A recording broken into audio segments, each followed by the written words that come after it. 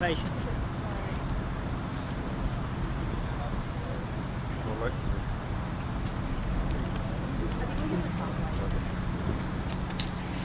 Your stocking cap on. No, it's. Whew. Okay. That'd be good one.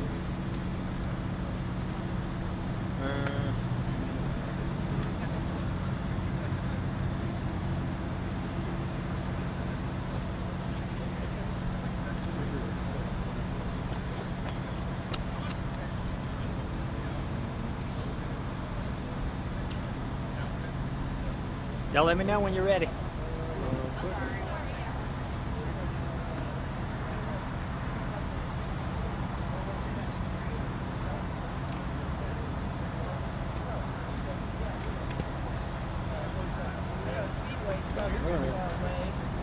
Ellison, you have to bring us a quick count to 10 for mic check.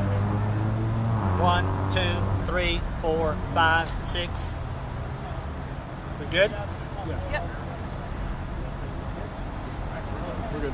Okay, good evening.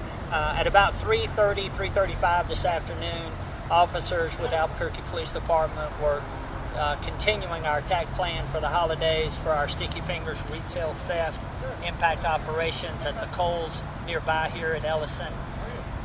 Officers were advised by the loss prevention staff of Kohl's that they were watching a male and a female suspect inside stealing merchandise, and ultimately the amount that they were stealing reached a felony level of theft.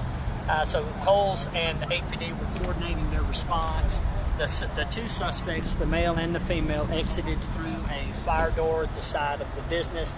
APD officers made contact with them. The female was taken into custody there at Kohl's, and the male fled, and a foot pursuit ensued between APD officers and the male suspect. That foot pursuit continued from Kohl's to the Barnes & Noble bookstore nearby. At that point, an officer challenged the male suspect to surrender. At that time, the male suspect produced a handgun and did not yield to the officer's commands. The male suspect then fled into the Cold Stone Creamery that had customers inside. Officers began to try to evacuate people out of the Cold Stone Creamery for their safety, and then the male suspect was located at the back through the exit door of the Cold Stone Creamery, and the foot pursuit continued across Alameda to a medical plaza behind me here.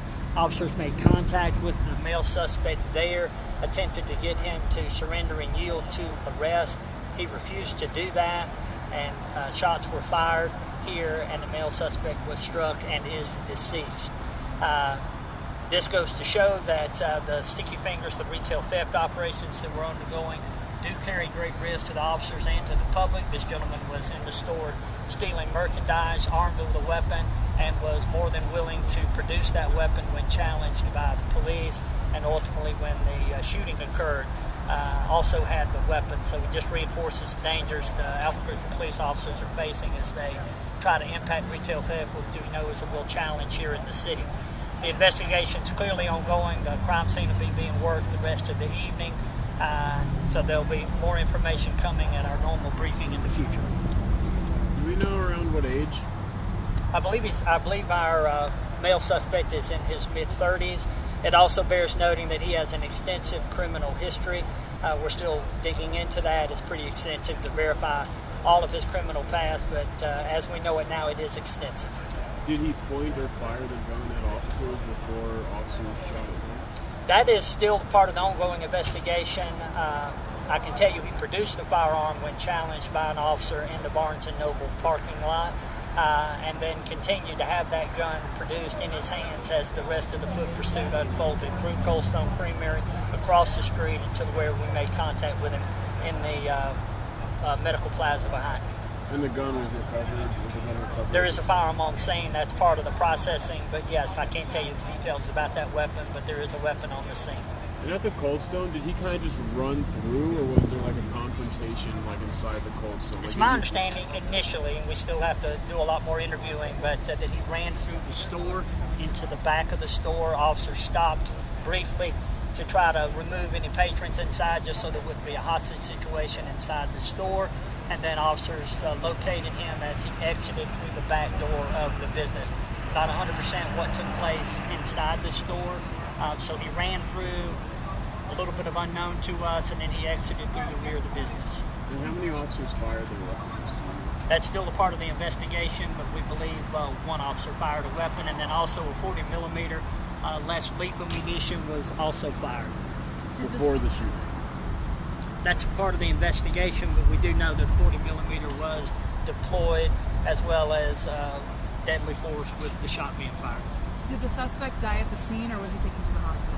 He was obviously medical personnel responded. Officers did render aid to him prior to their arrival, and he was pronounced deceased on the scene by medical personnel.